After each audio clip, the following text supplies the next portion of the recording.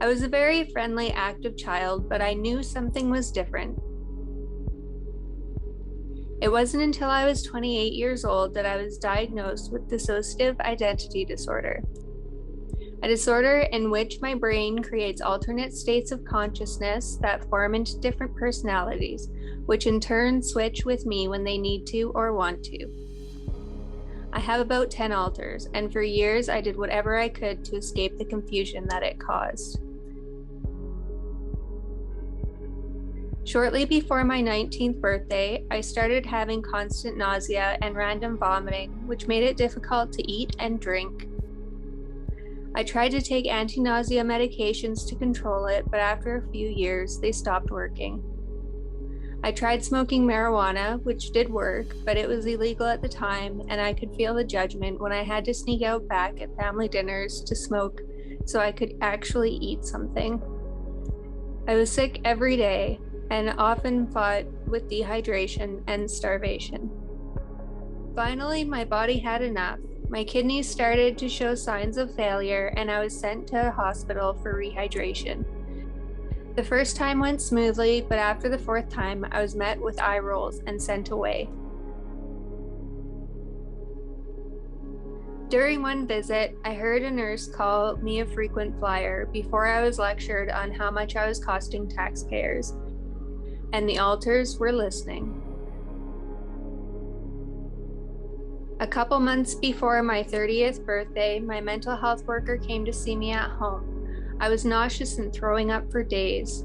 She insisted I go to the hospital, but I had been treated so badly I refused to go until she offered to come with me. I was so weak and confused as we walked into urgent care together. Finally, my name was called, and I explained to the nurse that I couldn't hold anything down. She said, "Really? Because I saw you drink just fine in the waiting room." I stood up and walked to the door before my mental health worker stopped me. She knew I needed the hydration and convinced them to hook me up to an IV. Another nurse came over and started to talk to my worker, telling her that I was just looking for attention. One of my alters heard her. 20 minutes later, sitting in the car with my mental health worker, she told me how my alter had immediately pulled out the IV and left. To this day, that alter will not allow me to stay in the hospital, and I needed to find another way to get fluids. Luckily, I have a wonderful family doctor. He told me about the community paramedic program. I was terrified at first. What if they had the same attitude as the hospital?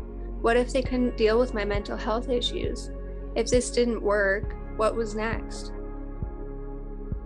Really quickly, that first meeting, I could tell it would be totally different than the hospital. It was like a breath of fresh air. One of them made a joke and talked to me like a regular person. Over the last 2 years, there have been challenges, but they have learned to work with the alters and even made a handbook to give to new paramedics before they come into the house. I will never forget the conversation I had with one paramedic. I told her how I was sorry that they had to keep coming back. I felt like I was a waste of time and money. She said, "As long as you feel better afterwards, it is never a waste."